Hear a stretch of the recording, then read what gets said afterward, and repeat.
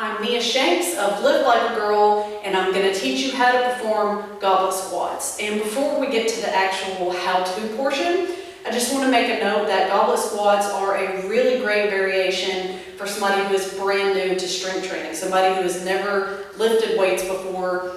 It's a great variation to start with simply because it's a movement pattern that people can learn really quickly, and because they're using a kettlebell or a dumbbell instead of something like a barbell on their back. For somebody who is somewhat intimidated by weight training, this is a really great variation to start with. It's also a great alternative for somebody who doesn't have access to a barbell and still wants to be able to train the squat movement progressively. So the goblet squat is just an all-around great variation, especially if you're new to strength training. There's two main ways you can perform a goblet squat. You can use a kettlebell, as I'm going to use here, or a dumbbell. And I can't show you the dumbbell version because I have adjustable dumbbells in my home gym, and they're really awkward with this movement. And ideally, if you have the option between choosing a kettlebell and a dumbbell, I recommend the kettlebell because, as you'll see in a moment, it allows you to keep your wrists neutral, whereas if you use a dumbbell for this version, for the variation, you have to hold the plate of the dumbbell like this, and so your wrists are going to be hyperextended just a bit, and for some people that can be quite uncomfortable, especially as you get stronger and you're using a heavier dumbbell. So if you have the option, go with a kettlebell for this. And before I actually grab that and use it, let's go over some important things, how to get into position before you actually perform this movement. So the first thing you want to make sure you do is establish the correct stance for a goblet squat. And a very good position that you can start from and adjust as necessary is begin by placing your feet where your heels are about even with your shoulders, about shoulder width apart. And then from there, you want to externally rotate your hips, which just means point your toes out a bit. And this varies from individual to individual, but anywhere from about 15 to 30 degrees is a good point to start from. So generally what I do is have my heels underneath my shoulders and my toes are pointed out about 15 degrees. So you just want to establish this stance first because it's how you're going to perform the movement. And there will be some individual variations. Some people, to make the movement more comfortable for their hips, may need their feet a little closer. Some people may actually need their feet a bit wider so they don't have any kind of pinching in their hips or just so the movement feels good to them. So play with that a little bit, but that's where you want to start first. And I'll just go ahead and actually get the kettlebell in place so you can see this movement in action. And we'll go over a tip for how to make this less awkward to get in position. But the main thing you want to do with a goblet squat, whether you use a kettlebell or a dumbbell, is the placement of the kettlebell. Don't hold it out here. You basically want it underneath your chin, kind of on your upper chest. And you're going to keep it in that position the entire time that you squat. So basically what you're going to do from here is you want to get your back set in a nice, tight, rigid, neutral position. And a common mistake some people make when they squat is they kind of fold over like this as they go down. You don't want to do that, and a good way to prevent that from happening in the first place is at the very top, just kind of stick your chest out slightly. And what that does is it helps me set my back into this nice, neutral, rigid position. So starting from the top of the movement, I have my feet underneath, my heels are underneath my shoulders and my toes are pointed out slightly. I'm just going to push my chest out a bit and I'm setting my back, and I'm going to keep my back locked into this rigid position the entire time. So to initiate the movement, what I like to do is start by first sticking my butt back, and when I do that, my knees are going to simultaneously bend as well. So initiate the movement by sticking your butt back, breaking at the knees, lower down until your hips are a little below your kneecaps, and then squat back up.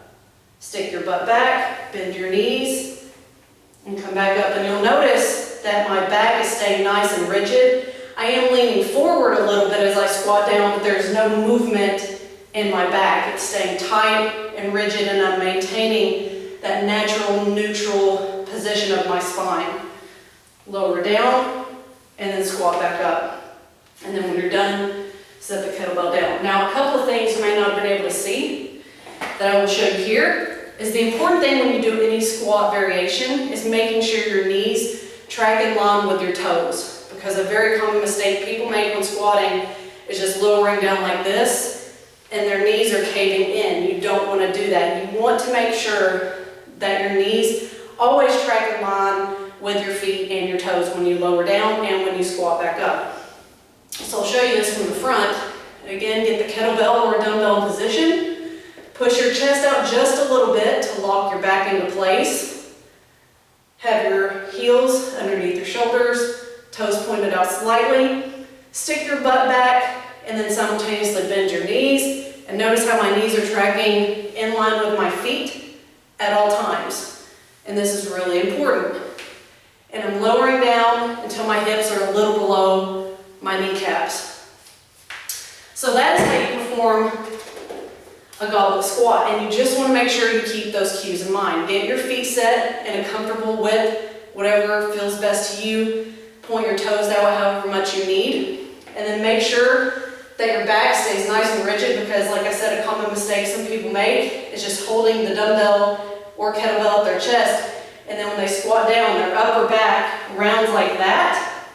You don't want to do that. So a good way to prevent it is just stick your chest out a little bit and lock your back into place, and you're going to keep it tight and locked in that position throughout the entire movement. And kind of a rule of thumb is, if you'll notice, when I perform this movement, the path that the kettlebell travels, it essentially stays in line with my midfoot at all times. That's important because some people, when they squat, they have a tendency to lean forward, and that'll pull you forward, and it may pull your heels up as well, which you don't want. So think about making sure this kettlebell travels in a path in line with your mid-feet at all times. And this also helps keep your torso and your knees and everything in the proper position. So that's how you perform a goblet squat with a kettlebell. Now, as great as this movement is, it does have a natural limitation, and that is the amount of weight that you can use. You're going to eventually get to the point where getting a heavy weight in position is just incredibly awkward. One thing you can do to make it a little less awkward, if you have it available, is putting your kettlebell or dumbbell on something like a box or something sturdy, something higher up. That way, instead of having to hoist it or heave it off the ground, you can walk up to a box, grab it from that height, excuse me, and then walk back and do your set, and then when you're done, walk forward and set it down.